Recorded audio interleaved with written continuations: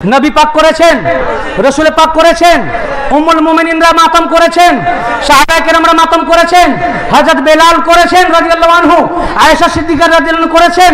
ইনারা যখন করেছেন, উম্মুল মুমিনিন রাদিয়াল্লাহু আনহু আয়েশা সিদ্দিকা রাদিয়াল্লাহু আনহা করেছেন, উম্মে সালমা রাদিয়াল্লাহু আনহা করেছেন, হযরত বেলাল রাদিয়াল্লাহু আনহু করেছেন, রাসূল পাক করেছেন। আমরাও রাসূল পাকের দলের, সাহাবায়ে কেরামদের দলের, উম্মুল মুমিনিনের দলের। নবী পাকের ঘর থেকে মাতম পাক হয়েছে, আমরা ওনাদেরকে মাননেওয়ালা, তার উম্মত সাহাবীকে মাননেওয়ালা, উম্মুল মুমিনিনকে মাননেওয়ালা, আমরাও মাতম করব।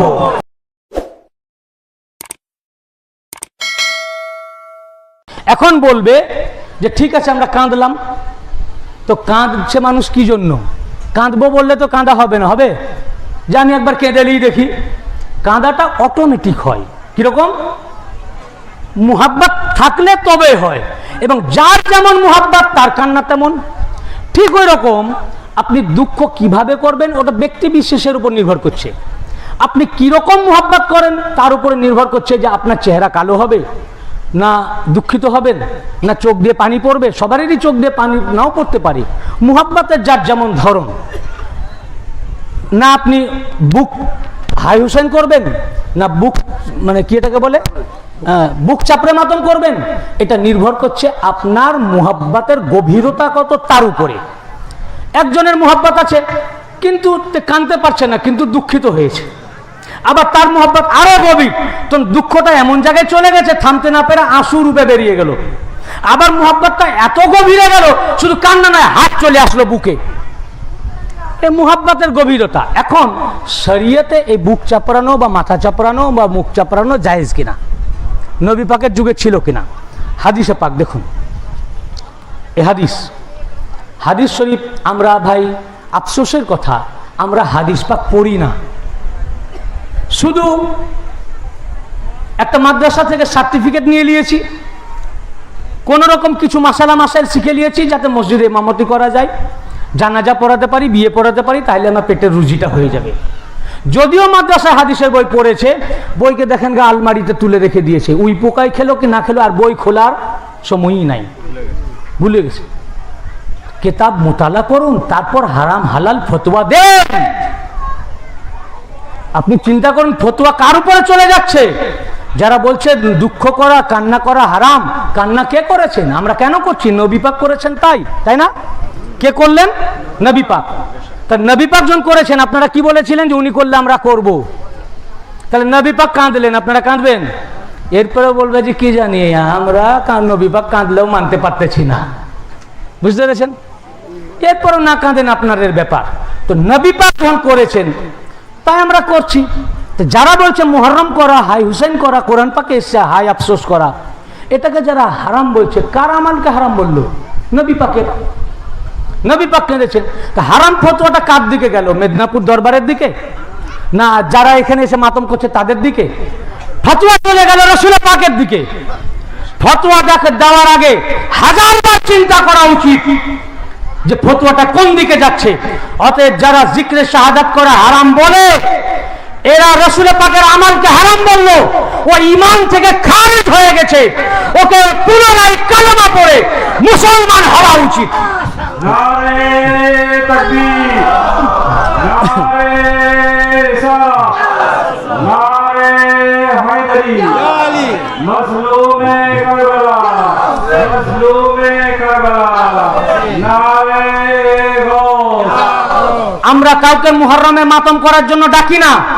আমাদের যাদের মুহাব্বত আছে আমরা নিজেরা করি, কাউকে বলি না। যার যেমন মুহাব্বত সেভাবে করে। এই জন্য আমরা আপনাদেরকেও ডাকি না। আপনার মুহাব্বত থাকলে করবেন, না থাকলে না করবেন, ফতোয়াবাজি করবেন না। এই যে আমরা মাতম করি, এটা কোথা থেকে এলো, কার থেকে এলো, কোন জায়গা থেকে এলো? জেনে রাখুন, বুক চাপড়ে, মুখ চাপড়ে মাতম, মাথা চাপড়ে মাতম করা পহেলা রাসূলুল্লাহর ঘর থেকে। কার ঘর থেকে? কার ঘর থেকে বলুন?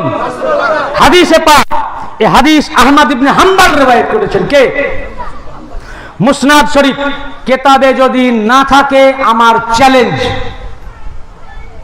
মুসনাদে ইমাম আহমদ ইবনে হাম্বল ৬ষ্ঠ খণ্ড ২৭৪ পৃষ্ঠা, এবং আহমদ ইবনে হাম্বল হাদিসের সনদ বলেছেন হাযা হাদিসুন ইসনাদু সহিহুন, এই হাদিসের ইসনাদ সহিহ, এবং এই হাদিসকে আহলে হাদিসদের ইমাম, কাদের ইমাম? আহলে হাদিসের ইমাম শাইখুল হাদিস নাসিরউদ্দিন আলবানী তিনিও বলেছেন হাযা হাদিসুন সহিহুন, এই হাদিস সহিহ, সনদ সহিহ। আহমদ বিন হাম্বল ছাড়া আমি 7 খানা কিতাব থেকে কোট করেছি, 7 খানা কিতাবে হাদিস মওজুদ রয়েছে।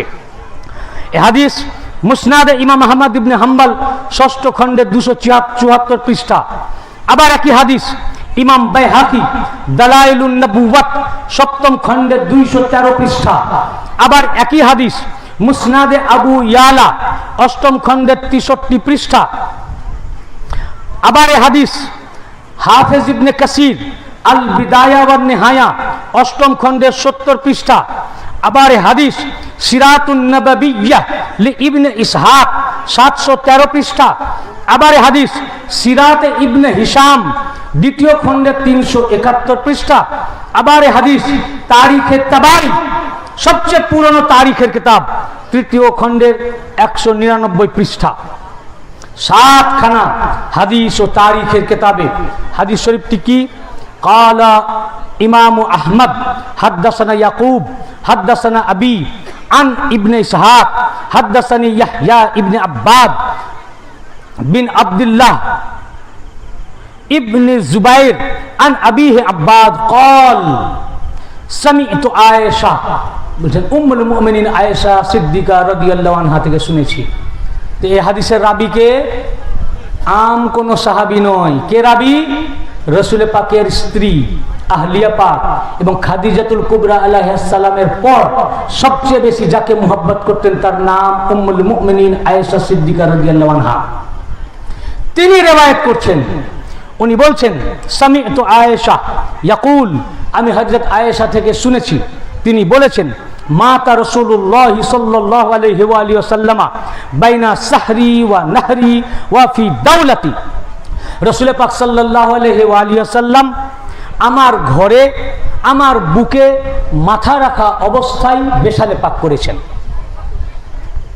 ওয়া লাম আযলামু ফিহি আহাদা, এতে আমি আমার অন্য কোনো স্ত্রীদের উপরে জুলুম করিনি, মানে জোর করে রাসূল পাককে আমি আমার ঘরে ডেকে আনি নাই, আমি তাদেরকে মানে এ থেকে বঞ্চিত করে আমার কাছে আনিনি। কেন? ফামিন সাফাহি ওয়াহদাসাতে সিন্নি আন্না রাসূলুল্লাহ সাল্লাল্লাহু আলাইহি ওয়াসাল্লাম কুবিদা ওয়া হুয়া ফি হিজরি, বললেন আমার কম উমরির কারণে, আমার যেহেতু বয়স কম ছিল, উম্মুল মুমিনিনদের মধ্যে ওনার বয়স সবচেয়ে কম, তো যেহেতু আমার বয়স কম ছিল এবং অন্যান্য স্ত্রীদের মধ্যে আমি একটু অপরিপক্ক, উমর কম, এই জন্য আল্লাহর নবী অন্য স্ত্রীদেরকে বাদ দিয়ে আমার ঘরেই ইন্তেকাল করলেন। বুঝতে পেরেছেন? বেশালে হাক করলেন। সুম্মা ওয়াদাতু রাসাহু আলা বিসাতাতিন ওয়া কুনতু তাদিমু মা'আন নিসা ওয়া আদরাবু ওয়াজহিয়া, অতঃপর যখন আমার কোলে মাথা রাখা অবস্থায় রাসূল পাক বেশালে পাক করলেন, তো আমি দেখলাম আমার ঘরে মহিলারা মাতম পাক করছিল রাসূল পাকের বেশাল পাকের উপরে। কারা করছিলেন? মহিলারা। মহিলারা কে? হিন্দু, খ্রিস্টান, কি জৈন, বৌদ্ধ? কে? রাসূলুল্লাহর ঘরে মহিলা যারা মাতম করছেন তারা কে? সাহাবী। মুসলমান মানে সাহাবী। রাসূল পাকের যুগে মুসলমান মানে কি? সাহাবী। তাহলে রাসূল পাকের ঘরে মহিলা সাহাবীরা মাতম করতেছেন, তো আমি কি করলাম? আমি তখন রাসূল পাকের সর মুবারককে আমার কোল থেকে তুলে বালিশের উপরে রাখলাম, রাসাহু আলা বিসাদা, বালিশের উপরে রেখে দিলাম। ওয়া কুনতু তাদিমু মা'আন নিসা, আমিও ওই মহিলা সাহাবীদের সাথে মাতামে অংশগ্রহণ করলাম। ওয়া আদরাবু ওয়াজহিয়া, মুখ চাপড়ে চাপড়ে মাতাম করতে থাকলাম। কে বলছেন? উম্মুল মুমিনিন বলছে এমনি মাতাম নয়, মুখে হাতে থাপ্পড় মেরে মেরে, এইভাবে মুখে থাপ্পড় মেরে মেরে, চর মেরে, আদরাবু ওয়াজহিয়া, আমার বুকে চাপড়ে চাপড়ে মাতাম করতে লাগলাম। তো রাসূল পাক যেদিন বেশাল পাক করেন সেই দিন রাসূল পাকের ঘরে সাহাবায়ে কেরামরা মাতম করেছেন। কারা? উম্মুল মুমিনিন রা এবং মহিলা সাহাবীরা মাতাম করেছেন এই কিতাব। দেখো কিতাবে আছে কিনা, যদি না থাকে আমার কাছ থেকে দেখে যাও। উর্দু আমার কাছে এখানে আছে, উর্দুটাও আমি এটা পেয়ে গেছি, যে আহমদ ইবনে হাম্বল, এটা উর্দুতেও আছে, এটা উর্দু আছে। যদি আরবি আপনি পড়তে না পারেন, উর্দু পড়তে জানেন, আসুন আমি মাইক দিব, আপনি পড়ে শুনিয়ে দিবেন আমি যেটা মানে করলাম এটাই লেখা আছে কিনা। আর আরবি তো আছেই, আমি কোট করেছি আরবি থেকে, আরবি পড়ে শোনালাম। তো পহেলা মাতম রাসূলুল্লাহর ঘর থেকে কে মাতম করছেন? সাহাবীরা। এবং উম্মুল মুমিনিন কিভাবে মাতম করছেন? আয়েশা সিদ্দিকা। কিভাবে বলুন? মুখে আদরাবা ওয়াজহিয়া, মুখে থাপ্পড় মেরে মেরে এইভাবে মাতম করতেছেন। তো মুখে থাপ্পড় মেরে মাতম করা বা বুক চাপড়ে মাতম করা এ আজকে নয়, মেদিনীপুর দরবার চালু করে নাই। রাসূল পাকের বেশারা পাকের সময় রাসূলুল্লাহর ঘর থেকে থাপ্পড় মেরে মেরে মাতম করা, চাপড়ে চাপড়ে মাতম করা জারি হয়েছে। রাসূলুল্লাহর ঘর থেকে মাতম পাক এসেছে এবং বুক চাপড়ে মুখ চাপড়ে মাতম করা এ সুন্নাতে উম্মুল মুমিনিন। নারে রিসালাত, নারে হায়দারি, মজলুমে কারবালা, মজলুমে কারবালা, নারে শহীদান, নারে গৌস, নারে তাকবীর, আল্লাহু আকবার, নারে রিসালাত, নারে হায়দারি, নারে গৌস। তা আমরা যে এইভাবে মাতম করি এটা আজকের তৈরি নয়, বিদআত নয়, সুন্নাত। এটা কি বলুন? এটা কি? তা আয়েশা সিদ্দিকা রাদিয়াল্লাহু করেছেন, এইভাবে মাতম মুখে করেছেন। হযরতে বেলাল রাদিয়াল্লাহু আনহু যখন শুনলেন যে ওনার বেশালে হক হয়ে গেছে, মাথা চাপড়ে চাপড়ে মাতম করেছিলেন। তো রাসূলুল্লাহর যুগ থেকে নাকি মাথা চাপড়ে বুক চাপড়ে মাতম আজকের নয়। হ্যাঁ, আপনাদেরকে নতুন লাগছে কেন? মোল্লারা এগুলোকে লুকিয়ে রেখেছিল, তাই মোল্লারা এগুলো বলে আপনাদেরকে নতুন লাগছে। দেখুন কিতাবে আছে কিনা, থাকার পরেও না মানেন ওটা আপনার ব্যাপার। আমার জিম্মাদারি দেখানো, মানা না মানা আপনার ব্যাপার। আমার কাজ দেখিয়ে দেওয়া এটা সিরাতে মুস্তাকিম, এটা গুমরাহি। আপনি কোন রাস্তায় চলবেন আপনার ব্যাপার, দেখানো আমার কাজ, চলা আপনার কাজ। আমরা যেটা করছি এটা নতুন নয়, মেদিনীপুর দরবার সৃষ্টি করেনি, চিশতিয়া সিলসিলা সৃষ্টি করেনি। প্রথম রাসূল পাকের ঘর থেকে এইভাবে মাতম করা চালু হয়েছে, সাহাবী মহিলা সাহাবীরা করেছেন এবং খোদ উম্মুল মুমিনিন আয়েশা সিদ্দিকা রাদিয়াল্লাহু আনহা মুখ চাপড়ে চাপড়ে মাতম করেছেন। হযরত বেলাল মাতম রাদিয়াল্লাহু মাথা চাপড়ে মাতম করেছেন। এটা রাসূলুল্লাহর জামানা থেকে, উনার ঘর থেকে, মসজিদে নববীতে আয়েশা সিদ্দিকার ঘর থেকে পয়লা মাতম হয়েছে। তা আজ মেদিনীপুর দরবারের প্রত্যেক খানকা পাকে মাতম হয় কেন? এই মাতম নবীর ঘর থেকে শুরু হয়েছিল। অতএব মুখ চাপড়ানো শোকাহত হয়ে মাথা চাপড়ানো এটা উম্মুল মুমিনিনদের সুন্নাত। তোমরা উম্মুল মুমিনিনের আমলকে হারাম বলছো, যে বুক চাপড়ানো হারাম। কার কাজকে হারাম বললে? তোমার মুহাব্বত নাই, তোমার কাছে হারাম। আমাদের কাছে মুহাব্বত আছে, আমাদের জন্য জায়েজ, শুধু জায়েজ নয় সুন্নাত। এটা পুরনো কথা, আপনাদের কাছে নতুন লাগছে কারণ মোল্লারা লুকিয়ে রেখেছিল। পরেও যদি ভাই আপনারা না মানেন এটা আপনাদের ব্যাপার। এবারে বলুন এই মাতম পাক আপনারা করবেন কিনা? কি করবেন? কিতাবে আছে, নবী পাক করেছেন, রাসূল পাক করেছেন, উম্মুল মুমিনিনরা মাতম করেছেন, সাহাবায়ে কেরামরা মাতম করেছেন, হযরত বেলাল করেছেন রাদিয়াল্লাহু আনহু, আয়েশা সিদ্দিকা রাদিয়াল্লাহু আনহা করেছেন। ইনারা যখন করেছেন, উম্মুল মুমিনিন রাদিয়াল্লাহু আনহু আয়েশা সিদ্দিকা রাদিয়াল্লাহু আনহা করেছেন, উম্মে সালমা রাদিয়াল্লাহু আনহা করেছেন, হযরত বেলাল রাদিয়াল্লাহু আনহু করেছেন, রাসূল পাক করেছেন। আমরাও রাসূল পাকের দলের, সাহাবায়ে কেরামদের দলের, উম্মুল মুমিনিনের দলের। নবী পাকের ঘর থেকে মাতম পাক হয়েছে, আমরা ওনাদেরকে মাননেওয়ালা, তার উম্মত সাহাবীকে মাননেওয়ালা, উম্মুল মুমিনিনকে মাননেওয়ালা, আমরাও মাতম করব। আর যারা উম্মুল মুমিনিনের খেলাফ, সাহাবায়ে কেরামের খেলাফ, এরা মাতম করবে না, বরং এরা সাহাবীদের উপরে ফতোয়া দিতেছে। কি বুঝতে পেরেছেন?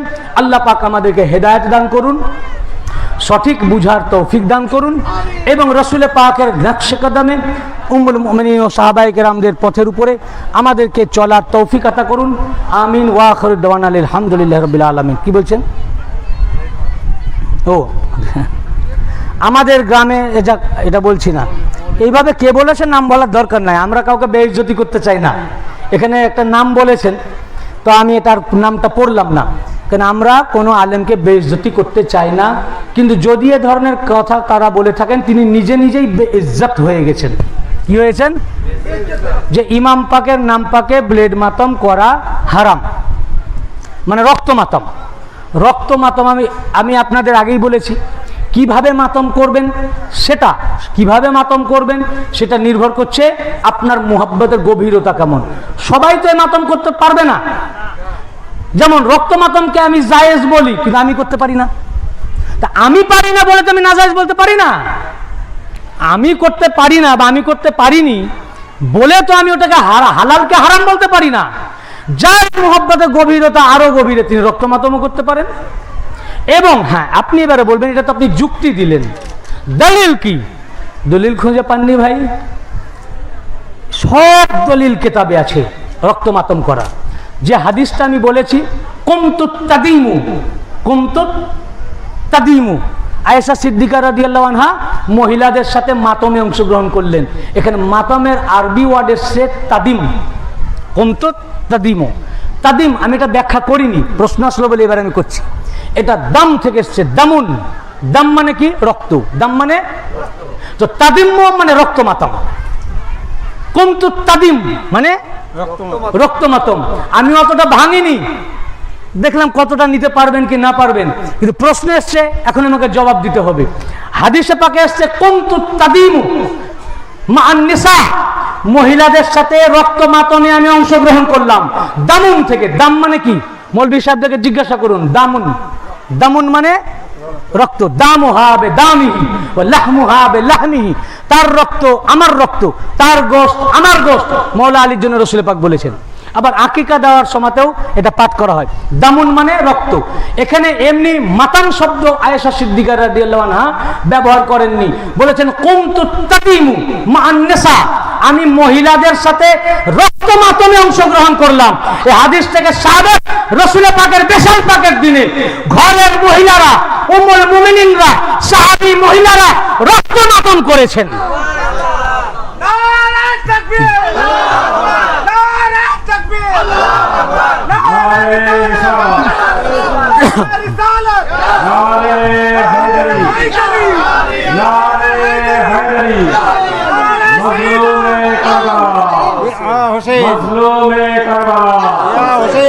প্রশ্ন এসছে আমার কাছে, আমার প্রশ্ন হলো, যদি কেউ বলে যে রক্ত মাতম ছাড়া বাকি সব আমি মেনে নিলাম, আগে আপনারা সেটা করে দেখান, তারপরে রক্ত মাতমের রেফারেন্স। আমরা রক্ত মাতম করতে কাউকে বলছি না, করবেন কি না করবেন ওটা আপনার উপর, কিন্তু জায়েজ। যদি কেউ মুহাব্বতে করে তো জায়েজ।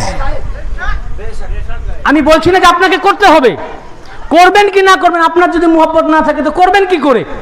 কাজে কে করবে রক্ত মাতম, কে করবে না, তার নিজস্বতা। আমরা কাউকে বলি না যে ব্লেড দিয়ে মাতম করো, বরং আমরা রুখেলি। কিন্তু মুহাব্বতের হিস কেমন, জোর করে আমাদের কাছ থেকে কেড়ে নিয়ে তারা মাতম করতে থাকে। কিন্তু যারা এটা করছে জায়েজ করছে, কেন নবী পাকের যুগে হয়েছে। এছাড়া আপনাদের এই ঘটনা সকলের জানা, জানেন না? হযরত ওয়াইস করনী রাদিয়াল্লাহু আনহু শুনেছেন না? হযরত ওয়াইস করনী বলে কোন কিতাবে আছে? ফরিদউদ্দিন আত্তার তার তাজকিরাতুল আউলিয়া কিতাবের মধ্যে লিখেছেন। কোন কিতাব? তাজকিরাতুল আউলিয়া। ফরিদউদ্দিন আত্তার রাহমাতুল্লাহ আলাইহি লিখেছেন, যখন রাসূল পাক সাল্লাল্লাহু আলাইহি ওয়াসাল্লাম শহীদ হয়ে গেলেন, ওনার দান্দান মুবারক ওহুদের যুদ্ধে শহীদ হয়ে গেল। দাঁত, একটা দাঁত শহীদ হয়েছিল, ভেঙে গেছিল নবী পাকের যুদ্ধে। ওয়াইস করনী রাদিয়াল্লাহু আনহুর কানে যখন এটা আসলো, উনি একটা পাথর নিলেন, নিয়ে এইভাবে মারলেন, যে দাঁতটাকে ভেঙে দিলেন। পুরো শরীর রক্তাক্ত হয়ে গেল, মুখ। চিন্তা করলেন এই দাঁতটা তো ভাঙলাম, কিন্তু কোন দাঁত ভেঙেছে এটা তো জানি না, এই দাঁতটা তো হতে পারে। তো যে দাঁত ভেঙেছে ওই দাঁতটা তো আমার ভাঙা হয়নি, পাথরটা নিয়ে আবার ওটাকে ভেঙে দিলেন। আবার ভাবলেন না এটাও তো না হতে পারে। তখন একটা একটা করে উপরের চোয়াল এবং নিচের চোয়ালের সমস্ত দাঁতকে ভেঙে ফেললেন। কটার মধ্যে আছে? 32টা বলছে। 32টা উপর এবং নিচের চোয়ালের দাঁতকে উনি ভেঙে দিলেন। ভাই, দাঁত ভাঙা সোজা কথা? এমনি পাথর দিয়ে যদি মুখে মারে দাঁত ভাঙে মুখে, তো এই লবগুলো তো কেটে কেটে যাবে, গাল কেটে কেটে যাবে, এখানে তো ভিতরে পাথর ভরা হবে না, এইভাবে পাথর মেরেছেন। তো ইমাম হুসেন রসুল পাক সাল্লাল্লাহু আলাইহি ওয়াসাল্লামের শুধু একটা দাঁত মোবারক শহীদ হওয়াতে যদি এইরকম রক্ত মাতম করেন, কিরকম যে পাথর মেরে মেরে উপর এবং নিচের চোয়ালের সমস্ত দাঁতকে ভেঙে ফেললেন, যে এইরকম ভাবে যে পাথর মেরে দাঁতগুলোকে ভাঙা হয়, সেন্স থাকবে মানুষের? আর এগুলো গোশতগুলো কেটে কেটে টুকরা টুকরা হয়ে পড়ে যাবে, কি যাবে কিনা? চেহারা থাকবে, বিকৃত হয়ে যাবে। শুধু একটা দাঁত মুবারক শহীদ হওয়াতে যদি ওয়াইস কারনী রাদিয়াল্লাহু আনহু এই রকম রক্ত মাতম করেন যে পুরো চেহারা বিকৃত হয়ে যায়, চেহারা, ঠোঁট, গাল, তার গোশতগুলো টুকরা টুকরা হয়ে কেটে কেটে পড়ে যায়, পুরো চেহারা শরীর রক্তাক্ত করে দেন, যদি একটা দাঁত শহীদ হয়ে যাওয়ার জন্য, তো যেখানে রাসূল পাকের জীবন, যাকে নফসে পয়গম্বর বলা হয়েছে, সাহাবারা নিজেই শহীদ হয়ে গেলেন, তার জন্য ওয়াইস কারনী কি মাতম করতেন? তাহলে ওয়াইস কারনী হারাম করেছেন ভাই? ওয়াইস কারনীর কোন আলেমের ক্ষমতা আছে ফতোয়া দেওয়া? শুধু এইটুকু বলতে পারে, আমাকে কিতাব দেখাও, কিতাব খুলে দেখো, তাজকিরাতুল আউলিয়া, ফরিদউদ্দিন আত্তার রাদিয়াল্লাহু আনহু তিনি তার কিতাবে লিখেছেন। শুধু তাই নয়, উনি ওই রকম মাতম করার জন্য রসুল পাকের যুগ পেয়েছিলেন, কিন্তু উনি মায়ের খিদমত করতে গিয়ে রসুল পাকের দরবারে হাজির হতে পারেননি, এই চর্মচক্ষু দ্বারা দেখতে পাননি, যার কারণে ওনাকে সাহাবী বলা হয় না, তাবেঈন। কিন্তু রসুল পাকের এত মুহাব্বত ছিল, এত ইশক, উনার মুহাব্বতে মাতাম করে উনার উপাধি হয়ে গেল আশিকে রসুল। কি হলো? ইমাম রসুল পাকের দাঁত মুবারকের শাহাদাতের উপরে রক্তমাতম করায় তার উপাধি যদি আশিকে রসুল হয়, তো রসুল পাকের জিগারের টুকরা কারবালায় শহীদ হয়েছেন, তার জন্য যারা রক্তমাতম করবে তারাও আশিকে রসুল, আশিকে আহলে বাইত। সুবহানাল্লাহ, সুবহানাল্লাহ, সুবহানাল্লাহ।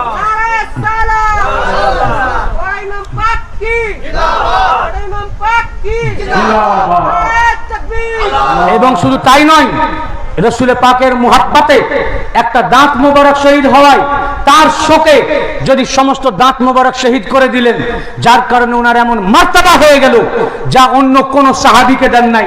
মাওলায়ে কায়নাত পাককে বললেন আর হযরত উমরকে যে তোমরা আমার পর হযরত ওয়াইস কারনীকে তোমরা জিয়ারত করবে, এবং ওনার আবা মোবারক দিলেন খেরকা পাক, বলেন এই খেরকা ওয়াইস কারনীকে দিবে, এটাও তার জন্য। এবং শুধু তাই নয়, বললেন তাকে আমার উম্মতের জন্য দোয়া করতে বলবে। হযরত ওয়াইস কারনী রাদিয়াল্লাহু আনহু এক গোত্রের ছাগলের যত ছাগলের পাল আছে, সেই ছাগলের পালের গায়ে যত লোম, তার সম পরিমাণ উম্মতকে উনি শাফাত করবেন। রসুল পাক সাল্লাল্লাহু আলাইহি ওয়াসাল্লামের একটি দাঁত মুবারক শহীদ হওয়ায় উনি এই রকম রক্ত মাতম করে নিজের চেহারা বিকৃত করে দেওয়ার জন্য যদি আশিকে রসুল খেতাব পান, রসুল পাকের খেরকা পাক লাভ করেন, এবং তাকে এইরকম যোগ্যতা দেওয়া হয় যে উম্মতকে শাফাত করবেন, তাকে যদি বলা হয়, সাহাবীদের প্রতি নির্দেশ করা হয় যে তার জিয়ারত করবে এবং তাকে আমার উম্মতের জন্য দোয়া করতে বলবে, একটা দাঁত মোবারকের শাহাদাতের উপরে রক্তমাতম করায় যদি তার এইরকম মর্যাদা হয়, রসুল পাকের জিগারের টুকরার শাহাদাত পাকে রক্তমাতম করকারীর তাহলে কি মর্যাদা হতে পারে? এরপরেও না জায়েজ? বুঝতে পেরেছেন? তাহলে শরীয়তে জায়েজ আছে, যাদের মুহাব্বত আছে করবে, যাদের মুহাব্বত নাই তারা করবে না। বুঝতে পেরেছেন? আর কিছু